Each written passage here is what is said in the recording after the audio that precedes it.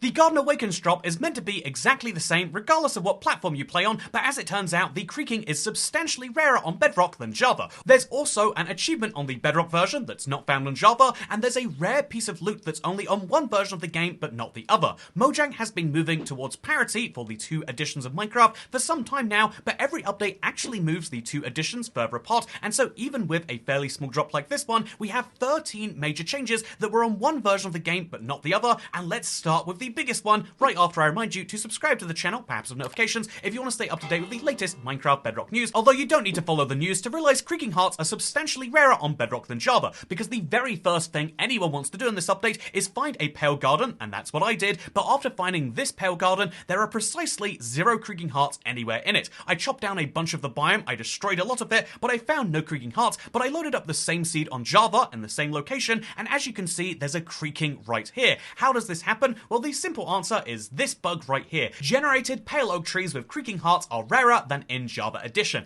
and this is because of the fact that there is a 20% chance of a given pale oak tree on Java trying to spawn a creaking heart, and it's only 10% on Bedrock, but even worse, the odds of actually succeeding are higher on Java because it checks all the corners of a tree, whereas on Bedrock it only checks the northeast corner, and so the person who put together this bug report did the maths, and as you can see, based on their checking, you have between a 2 to 5 times less chance of finding this major feature, the cornerstone of the entire update. I think this needs an emergency bug fix, but until they do that, there is a huge difference between Bedrock and Java, something that also applies to the second thing here, because Minecraft has a brand new achievement, and it's only found on the Bedrock versions of the game. Usually there is parity, and so all achievements that are added to Bedrock have some equivalent in the Java advancement system, but there is no such equivalent to the Heart Transplanter achievement, which you can find right now, and so I'd better go get it.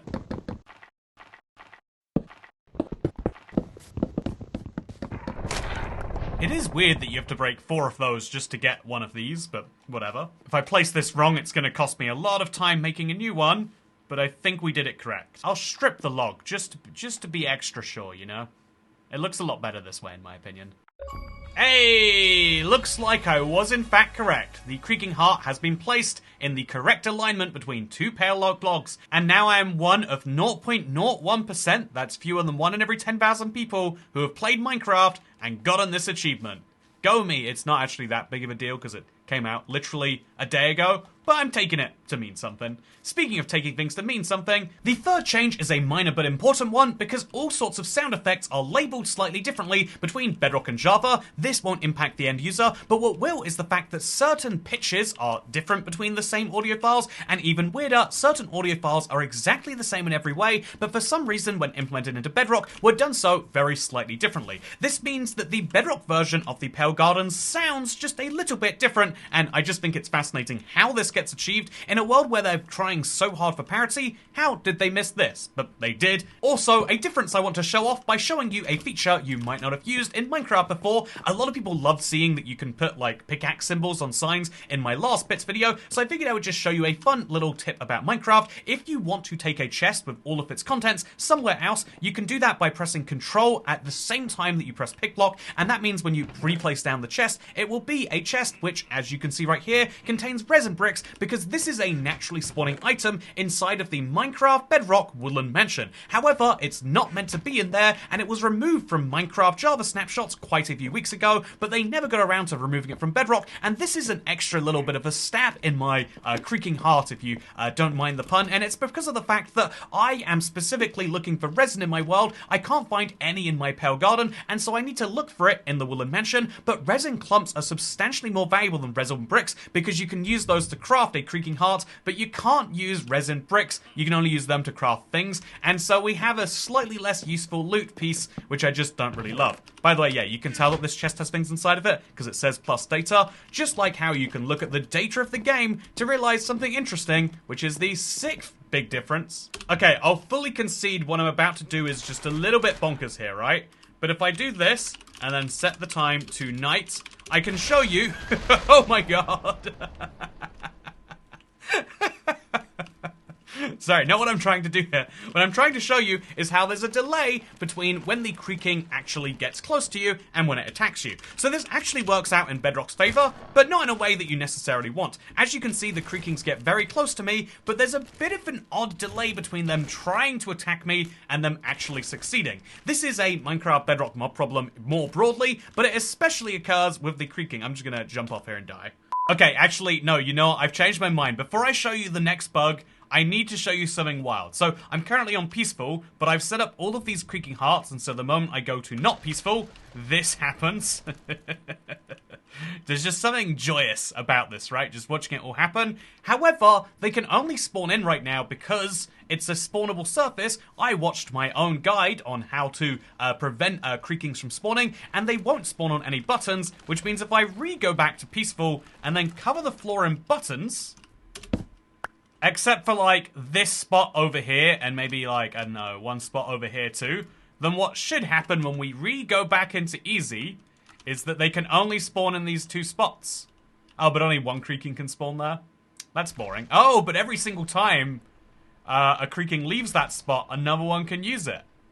Oh, now that is very interesting behavior. Sorry. Okay, so here's the next interesting difference between Bedrock and Java. If you are to bone mill your pale moss, you'll get some carpets growing off it. And if those carpets grow next to the moss block, they'll kind of have these weird vines growing off the top. That's fine and all, but the moss carpet is meant to have a hitbox that is exactly the size of the carpet, but when the pale moss grows to the side, it has this overly large hitbox. A small issue, but an important one. Just as important as me staring at the creaking heart all day and wondering, will they just infinitely spawn? They will. You could use this to your advantage as a way of like having a respawn mechanic if you wanted to, like so you can keep spawning more.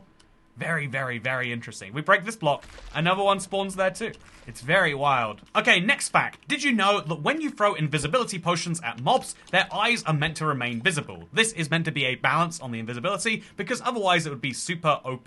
However, in the case of creakings, when you throw invisibility, they go fully invisible, which you can use to make some real terror if you feel like it. And that is a fun thing that you can use to ruin your friends temporarily while this exists. It is a bug, but it is a big difference between Java and Bedrock right now, one that I can understand a bit more than the entire generation of the biome. However, another one that is interesting is that mobs cannot spawn on top snow, or rather, the creaking cannot spawn on the little bit of top snow here, and so if we place this down onto the block below it, you'll see how even though this is a valid place for a creaking to spawn, and they will literally spawn right next door to it if we allow them, they won't spawn anywhere here if we put some snow down, which is a very interesting creaking prevention method. I guess they don't like the cold very much. Okay, next up is another really niche one, but I want to share it with you regardless. Here is a creaking I've summoned in creative. Usually you won't actually be able to hurt these guys because they die instantly, but let me show you what happens if you can hurt them by giving them this effect right here. That is to say, resistance infinite, so there's no way he can...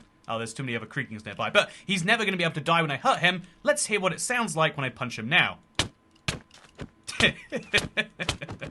That's not meant to happen. He's meant to have his own sounds. But you've got to admit, there's something incredibly satisfying about this.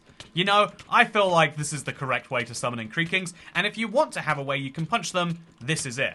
Although they won't give you any resin still. Anyway, speaking of resin, the 11th and 12th difference are both to do with resin, the first of these being the fact that when you place resin on the ground, it's meant to have this tiny hitbox, but if you place it on more than one face of the same block, you get this giant cube. This is something that Minecraft 1.21.60 will be doing a lot of addressing with, but in particular, it's a very important thing for resin because you don't want this necessarily, and so it's cool that that is a difference that will be fixed, but right now has not been.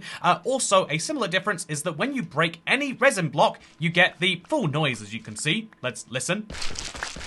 Do you hear that? Now let's hear the sounds of placing those same blocks back.